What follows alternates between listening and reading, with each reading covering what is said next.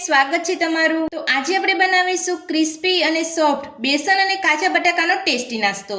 તો ચલો આપણે બનાવવાનું શરૂ કરીએ। તો બેસન અને કાચા બટાકાનો ટેસ્ટી નાસ્તો બનાવવા માટે મેં અહીંયા 1 વાટકી બેસન લીધું છે અને 2 મીડિયમ સાઇઝના કાચા બટાકા લીધા છે। તો સૌથી પહેલા આપણે કાચા બટાકાની ઉપરની છાલ કાઢી અને છીણી લઈશું। આ રીતની મીડિયમ હોલવાળી છીણી વડે બટાકાને છીણી લઈશું। તો બંને બટાકાને આપણે અહીંયા છીણ લીધા છે। તો હવે આપણે કાણાવાળા વાસણની અંદર બધું છીણ લઈ લઈશું અને છીણને આપણે એકદમ સરસ રીતે ધોઈ લઈશું। તો બંને બટાકાનું છીણ આપણે એકદમ સરસ રીતે ધોઈ લીધું છે। તો હવે આપણે છીણને સાઈડ પર રાખીશું અને નાસ્તાનું ખીરું બનાવીશું। તો નાસ્તાનું ખીરું બનાવવા માટે મેં અહીંયા એક બાઉલ લીધો છે। તો બાઉલની અંદર આપણે 1 વાટકી બેસન લઈશું। સાથે જ બેસનની અંદર નાની અડધી ચમચી હળદર પાવડર ઉમેરીશું। સાથે જ નાની અડધી ચમચી અજમો ઉમેરીશું। તો અજમાને આપણે અહીંયા હાથેથી ક્રશ કરીને ઉમેરવાનો છે। તો આ રીતે અજમાને ક્રશ કરીને ઉમેરવાથી આપણે નાસ્તાનો ફ્લેવર એકદમ સરસ આવે છે। સાથે જ નાની અડધી ચમચી રેડ ચીલી ફ્લેક્સ ઉમેરીશું। સ્વાદ પ્રમાણે મીઠું ઉમેરીશું। 2 મોટી ચમચી જેટલો સોજી ઉમેરીશું। તમે સોજી ઉમેરવા ના માંગતા હોય તમે સોજી સ્કીપ પણ કરી શકો છો। સોજી ઉમેરવાથી નાસ્તો તમારો એકદમ ક્રિસ્પી બનશે। તો હવે આપણે તેની અંદર 1 પેકેટ મેગી મસાલો ઉમેરીશું।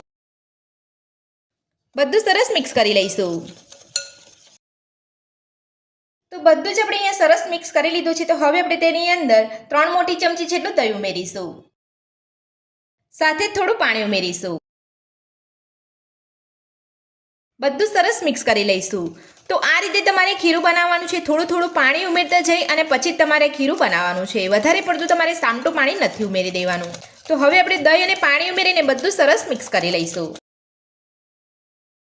તો દહીં અને પાણી ઉમેરીને આપણે બધું સરસ મિક્સ કરી લીધું છે। તો હવે આપણે બીજું થોડું પાણી ઉમેરીશું। થોડું થોડું પાણી ઉમેરીને આપણે અહીંયા બધું સરસ મિક્સ કરી લીધું છે। તો હવે આપણે બટાકાનું છીણ ઉમેરીશું। છીણ ઉમેરીને બધું સરસ મિક્સ કરી લઈશું। બીજું થોડું આપણે પાણી ઉમેરીશું। તો આ રીતનું ખીરું બનાવવા માટે મારે અડધા ગ્લાસ જેટલા પાણીની જરૂર પડી છે। તો થોડું થોડું પાણી ઉમેરીને બધું જ આપણે અહીંયા સરસ મિક્સ કરી લીધું છે અને આપણે નાસ્તાનું ખીરું બનીને તૈયાર છે। તો આ રીતનું તમારે નાસ્તાનું ખીરું બનાવવાનું છે। તો ખીરું બનીને આપણું તૈયાર છે। તો હવે આપણે નાસ્તો બનાવવા માટે ખીરાને એક પેનની અંદર લઈ અને કૂક કરી લઈશું। તો ખીરાને પેનની અંદર લેતા પહેલા આપણે 2 ચમચી જેટલું તેલ ઉમેરીશું। તેલને થોડું ગરમ થવા દઈશું। તો તેલ આપણું અહીંયા ગરમ થઈ ગયું છે। તો હવે આપણે તેની અંદર ઝીણા સમારેલા મીઠા લીમડાના પાન ઉમેરીશું। સાથે જ આપણે ઝીણા સમારેલા લીલા મરચાં ઉમેરીશું।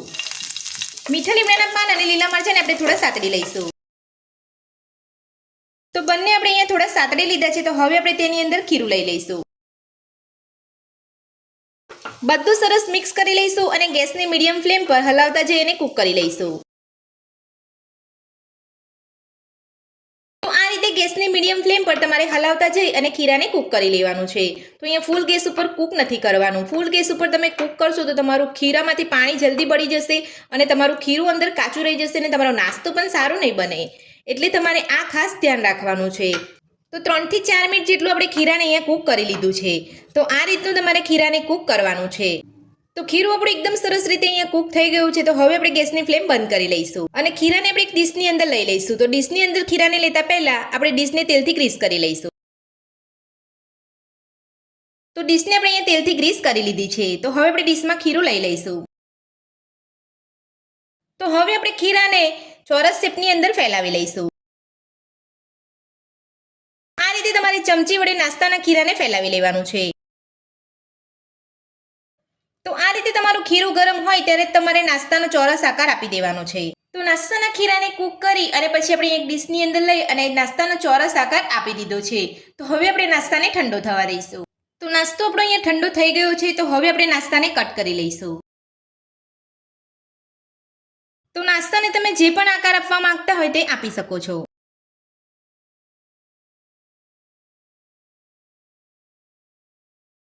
તો નાસ્તાને આપણે અહીંયા કટ કરી લીધો છે અને તમે જોઈ શકો છો આપણો નાસ્તો એકદમ સરસ દેખાઈ રહ્યો છે। તો હવે આપણે નાસ્તાને તળી લઈશું। તો નાસ્તાને તળવા માટે આપણે એક કડાઈની અંદર તેલ ગરમ કરી લીધું છે। તો હવે આપણે નાસ્તાને તેલની અંદર લઈ અને તળી લઈશું।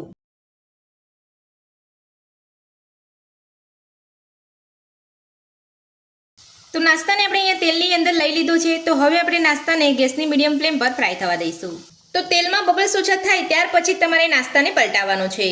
તો તેલમાં થોડા બબલ્સ અહીંયા ઓછા થઈ ગયા છે, તો હવે આપણે નાસ્તાને પલટાવી લઈશું. તો તમે જોઈ શકો છો નાસ્તાનો આપણે એક બાજુ એકદમ સરસ કલર આવ્યો છે. તો આ જ રીતે આપણે બધા જ નાસ્તાને પલટાવીને ચેક કરી લઈશું.